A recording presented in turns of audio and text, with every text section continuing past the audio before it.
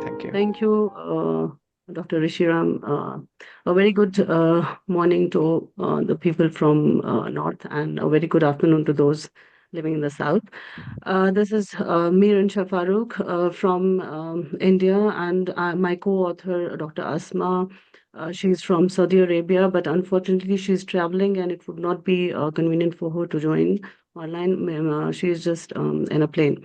So I have requested her that I'll present on her behalf. Since the work was together, we both wanted to be here. But I'll be discussing and sharing the work. So, the background of the study and the rationale behind this is that we all know that we are aware of the fact that the digital footprint is growing everywhere, and it's helping not only people in their everyday lives, but also specifically entrepreneurs. And when we talk of these startups in India, we have more than 1.5 lakh startups registered with Startup India. It's a policy which was created in 2014, and till present, 15 January 2025, we have more than 1.5 lakh startups, and out of them, women are we have the contribution by women is 18% of these recognized startups. It's the data from the Startup India. The idea of I lost it again.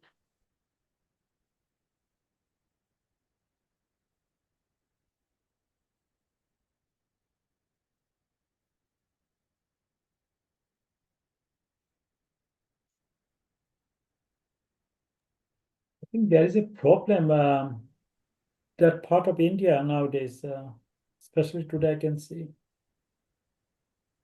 connection, weak Is connection. this Insa is disappeared or? Yeah, You she's can't see. Okay. lost connection.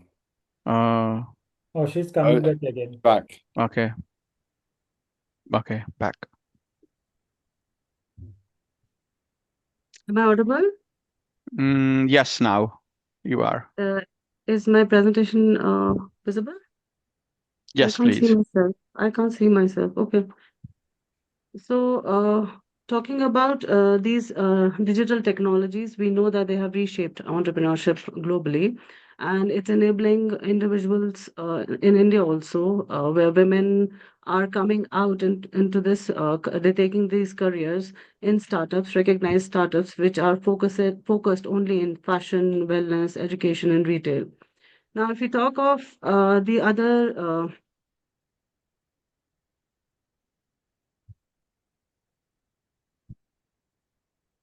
if we talk of the access to these entrepreneur avenues in terms of institutional finance, these women-led businesses, they're receiving less than 5% of funding. It's a data from NASSCOM 2024.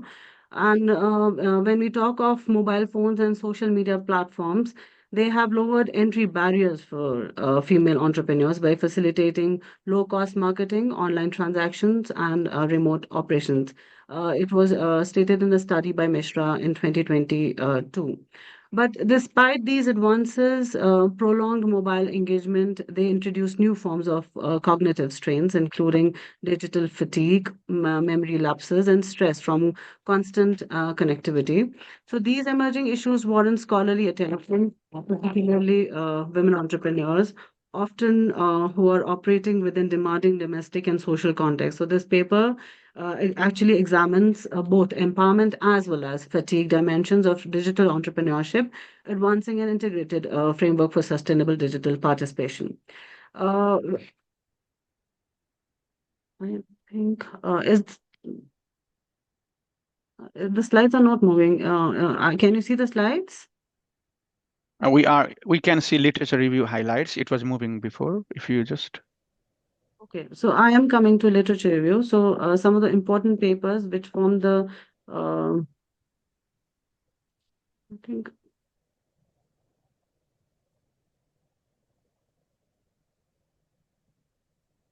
okay. The literature, it's actually categorized into different categories where we have studied the under this headings of digital empowerment and women empowerment.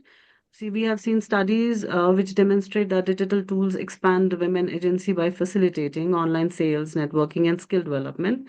We have extensively studied resource-based view, which conceptualizes digital media as a strategic resource that provides competitive advantage through enhanced reach and visibility. Also, social capital theory also further highlights how virtual networks on WhatsApp, Facebook, or Instagram can create relational assets that support opportunity recognition. In their study, Ghoshal and Nafit, it was a study by them in 1998.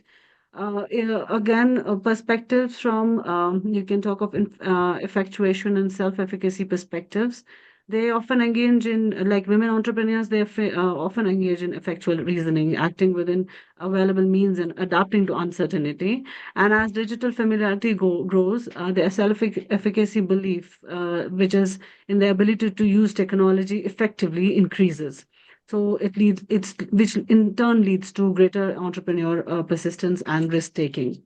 And the important element which we were studying in this study were the techno stress and digital fatigue, because this is an important gap which we have identified. Very little research is available in this area. And if we talk of this techno stress, it's defined as a psychological discomfort from technology overuse, as was carried out by Tarafdar in 2019 and other authors. They found that continuous connectivity blurs work-life boundaries, providing exhaustion and cognitive overload. Women entrepreneurs, particularly those working from home, report digital multitasking, attention fragmentation, and short-term memory loss due to prolonged screen exposure. And these findings suggest that empowerment benefits may be moderated by digital fatigue. So if we talk of the framework which we have, conceptual model which we have developed, okay.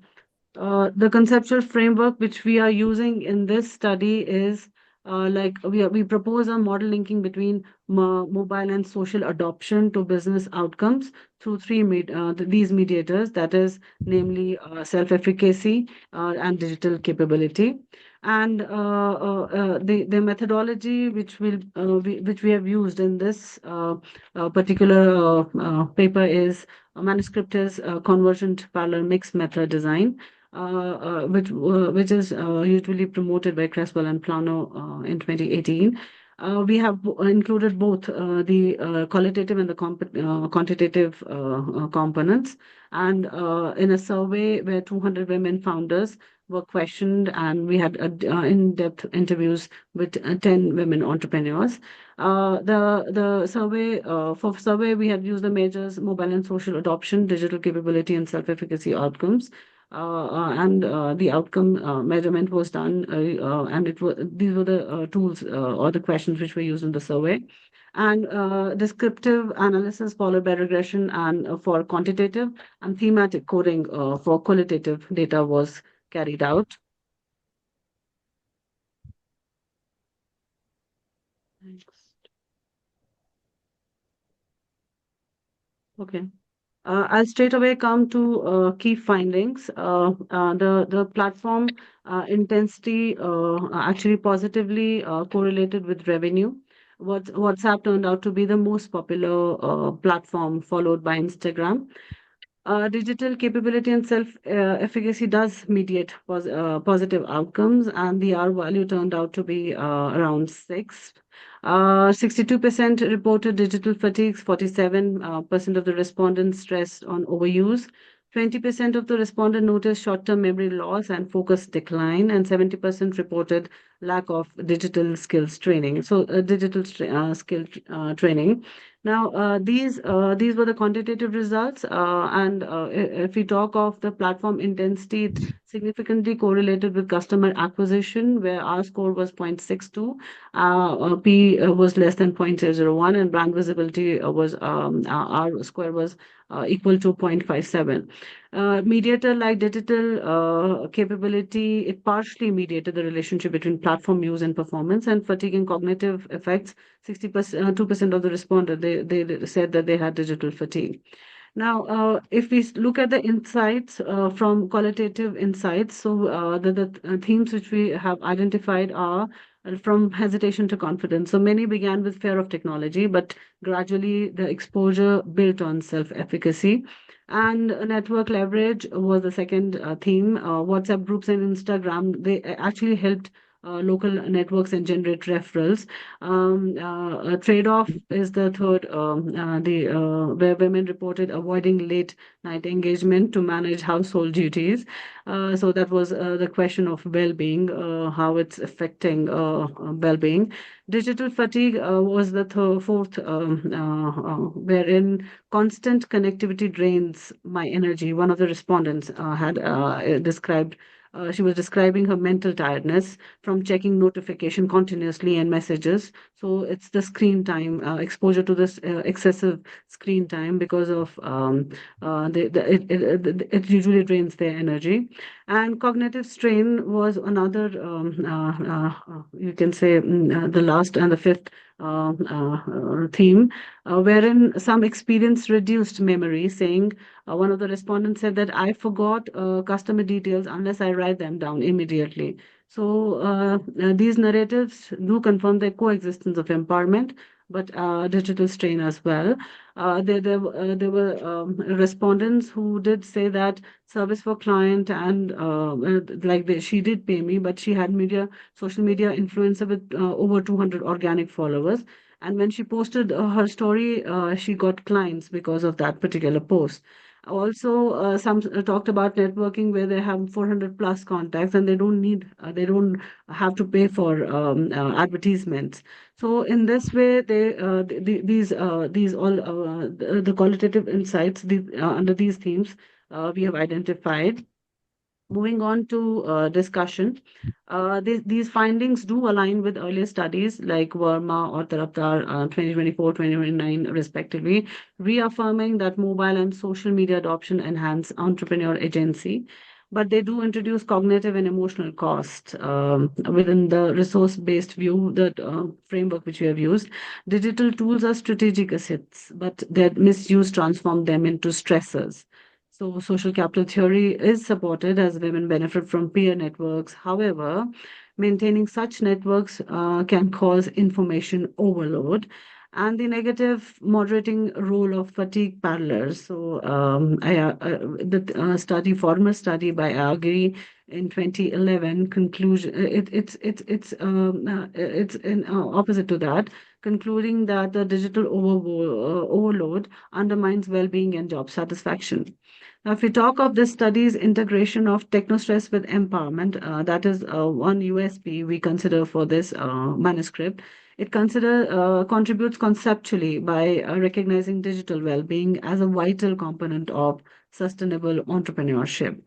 So, if we talk of the policy implications, digital wellness training is the first suggestion or policy implication where entrepreneurship programs should include awareness of screen fatigue, digital boundaries, and time management.